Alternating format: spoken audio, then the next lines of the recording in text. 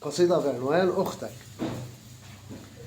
الأخت قوة لما أخوها يكون سند تستقوى بيه، لما تفرح لما تحزن فين أخويا بتلاقيه، أصل فيه جوه القلوب إحساس طبيعي، والطبيعي إنه يطلع مهما تسمع من كلام كلمة أخوها دنيا تانية فيها باينة فرحة عالية على طول تشوفها في نور عينيه.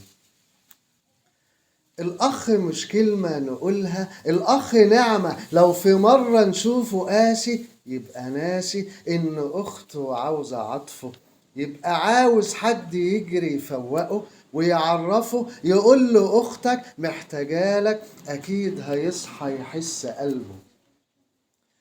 الأخت جوه سكن أخوها لو في يوم هيخيروها بينه وبين نور عينيها تختاره هو السند، أب وولد عزوة وعيلة أخته تجري ويا دمه. لما أختي تكون في شدة تلقى روحها عليا سندة، تشكي بدموعها في حضني إيديا تمسح دمعها، تشيل عنها خوف قلبها ما أنا جنبها أفديها بدمي. بلقى نفسي في قربها وبقول لها أنا أبقى أخوكي يعني أبوكي بعد أبوكي، أشتريكي في وقت كله فيه باعوكي، لو جيرانك يسألوكي فين أخوكي قولي فيا، لو بيا حاجة بيناديني أسمع نداه ويحسوا قلبي.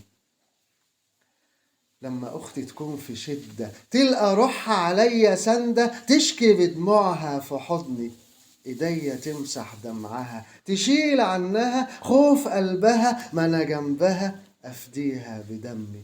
بلقى نفسي في قربها وبقول لها أنا أبقى أخوكي يعني أبوكي بعد أبوكي، أشتريكي في وقت كله فيه باعوكي، لو جيرانك يسألوكي فين أخوكي قولي فيا، لو بيا حاجة بيناديني أسمع نداه ويحسوا قلبي. الأخت قوة لما أخوها يكون سند تستقوى بيه، لما تفرح لما تحزن فين أخويا بتلاقيه، أصل فيه جوه القلوب إحساس طبيعي، والطبيعي إنه يطلع مهما تسمع من كلام كلمة أخويا دنيا تانية فيها باينة فرحة عالية على طول تشوفها في نور عينيه.